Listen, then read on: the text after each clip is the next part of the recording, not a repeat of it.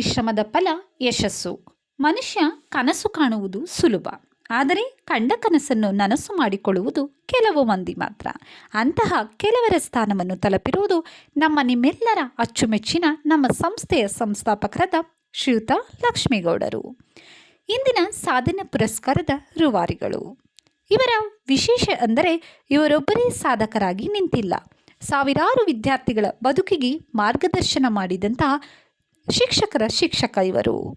ತಾನು ಮಾತ್ರ ಸಾಧನೆ ಮಾಡಿದರೆ ಸಾಲದು, ನನ್ನ ವಿದ್ಯಾರ್ಥಿಗಳ ಸಾಧನೆಯಲ್ಲಿ ತನ್ನ ಸಾಧನೆಯನ್ನು ಗುರುತಿಸಿಕೊಳ್ಳುವ ಹೆಬ್ಬಯಕೆ ಇವರದು.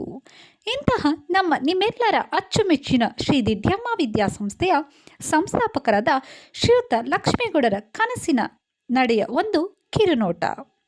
ಇವರು 1959ರಲ್ಲಿ ಸಣ್ಣೇಗೌಡ ಮತ್ತು ಲಕ್ಷ್ಮಮ್ಮ ದಂಪತಿಗಳಿಗೆ ಕಣಗಾಲು ಗ್ರಾಮದಲ್ಲಿ ಜನಿಸಿದರು. ಇವರು ತಮ್ಮ ಸ್ವಗ್ರಾಮದಲ್ಲಿಯೇ ಪ್ರಾಥಮಿಕ ಮತ್ತು ಪ್ರೌಢ ಶಿಕ್ಷಣವನ್ನು ಮುಗಿಸಿದರು. ಇವರು ತಮ್ಮ ಬಾಲ್ಯದಿಂದಲೂ ರೈತ ಕುಟುಂಬದಲ್ಲಿ ಜನಿಸುವುದರಿಂದ ಶಿಕ್ಷಣದ ಜೊತೆಗೆ ಕೃಷಿಯಲ್ಲೂ ಆಸಕ್ತಿ ಬೆಳೆಸಿಕೊಂಡರು. ಪ್ರೌಢಶಾಲೆಯ ನಂತರ ಇವರು ಮೈಸೂರಿನಲ್ಲಿ MA ಪದವಿ ಶಿಕ್ಷಣವನ್ನು ಮುಗಿಸಿದರು. ಇವರ ಶಿಕ್ಷಣ ಪೂರ್ಣಗೊಂಡ ನಂತರ ಇವರು ಹಲವು ಕಾಲೇಜುಗಳಲ್ಲಿ ಉಪನ್ಯಾಸಕರಾಗಿ ಕಾರ್ಯನಿರ್ವಹಿಸುತ್ತಿದ್ದರು. ಅಂತಹ ಸಂದರ್ಭದಲ್ಲಿ ಇವರಿಗೆ ಬಂದ ಆಲೋಚನೆ ಎಂದರೆ ಪಟ್ಟಣದ ವಿದ್ಯಾರ್ಥಿಗಳಿಗೆ ಸಿಗುತ್ತಿರುವ ಶಿಕ್ಷಣ ಗ್ರಾಮೀಣ ಪ್ರದೇಶದಲ್ಲಿ ದೊರಕದೇ ಇರುವುದು ಇವರನ್ನು ಕಾಡುತ್ತಿತ್ತು. ಇದಕ್ಕೆ ನನ್ನಿಂದ ಏನಾದರೂ ಮಾಡಲು ಸಾಧ್ಯವಿದೆಯೇ ಎಂದು ಅವರ ಮನಸ್ಸಿಗೆ ಹಾಕಿಕೊಂಡ ಪ್ರಶ್ನೆಯೇ ಇಂದು ನೀವು ನೋಡುತ್ತಿರುವ ಉತ್ತರ ಎಂದರೆ ತಪ್ಪಾಗಲಾರದು. ಅಂದು 1987 ಇಂದಿನ ಪರಿಸ್ಥಿತಿಗೂ ಅಂದಿನ ಪರಿಸ್ಥಿತಿಗೂ ಅಜಗಜಾಂತರ. ಅಂದು ಬೆಂಗಳೂರು ಅಂದರೆ ಹೊರದೇಶಕ್ಕೆ ಹೋಗಿ ಬಂದ ಅನುಭವ. ಇವರ ಕನಸಿನ ಪ್ರಯತ್ನಕ್ಕೆ ಅಡ್ಡಿ ಬಂದ ಅಂಶ ಒಂದಲ್ಲ, ಹಣಕಾಸಿನ ಅಭಾವ, ಅನುಭವದ ಕೊರತೆ, ಸ್ಥಳದ ಅಭಾವ, ವಿದ್ಯಾರ್ಥಿಗಳನ್ನು ಹುಡುಕುವ ಕೆಲಸ, ಶಿಕ್ಷಕರನ್ನು ಸಂಘಟಿಸುವ ಪ್ರಯತ್ನ, ಶಾಲಾ ಪರಿಕರಗಳು ಒಂದಲ್ಲ.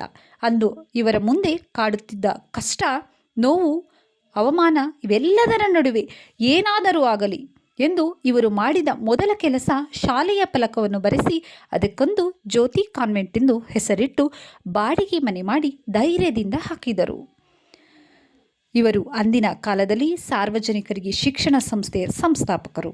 ಆದರೆ ಇವರು ಈ ಸಂಸ್ಥೆಯಲ್ಲಿ ಕಾರ್ಯನಿರ್ವಹಿಸಿದ್ದು ಪೋಷಕರಿದ್ದಾಗ ಸಂಸ್ಥಾಪಕರಾಗಿ, ವಿದ್ಯಾರ್ಥಿಗಳಿದ್ದಾಗ ಶಿಕ್ಷಕರಾಗಿ, ಶಿಕ್ಷಕರಿದ್ದಾಗ ಮುಖ್ಯ ಶಿಕ್ಷಕರಾಗಿ ಕಾರ್ಯನಿರ್ವಹಿಸಿದರು.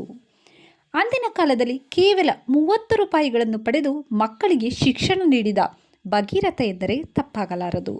40 ಮಕ್ಕಳ ಗುಂಪನ್ನು 500ಕ್ಕೆ ತಂದು ನಿಲ್ಲಿಸಿ ಬಾಡಿಗೆ 2 ಕೊಠಡಿಯನ್ನು ಮಕ್ಕಳಿಗಾಗಿ 15 ಕೊಠಡಿಗಳಾಗಿ ಏರಿಸಿ ಸಾವಿರಾರು ವಿದ್ಯಾರ್ಥಿಗಳಿಗೆ ಜೀವನವನ್ನು ರೂಪಿಸಿಕೊಟ್ಟಂತಹ ಮಹಾನ್ ವ್ಯಕ್ತಿ ಎಂದರೆ ತಪ್ಪಾಗಲಾರದು.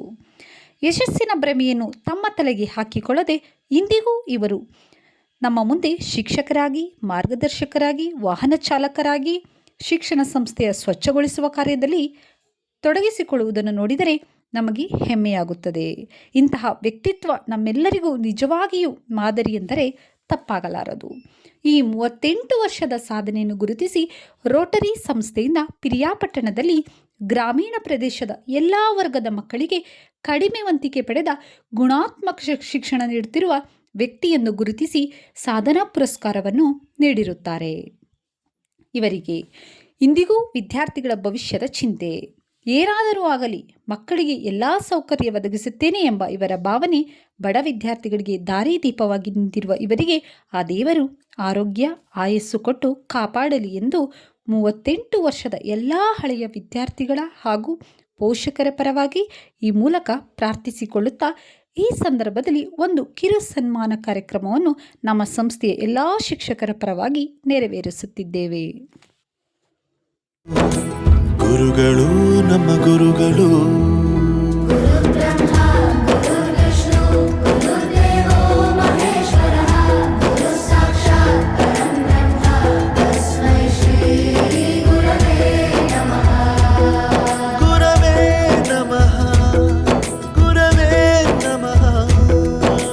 ಬಳಪ ಹಿಡಿದ ಭಗವಂತ ಇರುತ್ತಾನೆ ನಮ ಸುತ್ತ, ಅವತಾರ ನಾನಾ ರೂಪವೋ.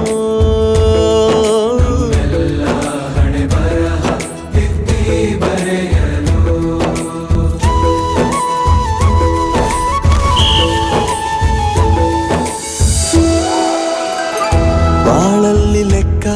ಎಷ್ಟು ಮುಖ್ಯ ಎಂಬುದ ಬೆರಳಲ್ಲೇ ತೋರಿ ಕಲಿಸಿದ ಗುರುಗಳೇ. ಈ ದೇಹ ಹೇಗೆ ದಂಡಿಸೋದು ಎನ್ನುವ ಸಂದೇಹನಿಗೂ ಮೆಚ್ಚಿನ ಕಲಿಗಳೇ. ಕನ್ನಡ ಕಂಡರೆ ಕಣ್ಣಿಗೆ ಒತ್ತಿಕೋ, ಅಕ್ಷರ ಅಂದರೆ ಅನ್ನಕ್ಕಿಂತ ದೊಡ್ಡದೆಂದ ಗುರುವೇ. ಪ್ರತಿ ಬಾರಿ ತಾಳ್ಮೆ ಪಾಠ ಕಲಿಸೋರೆ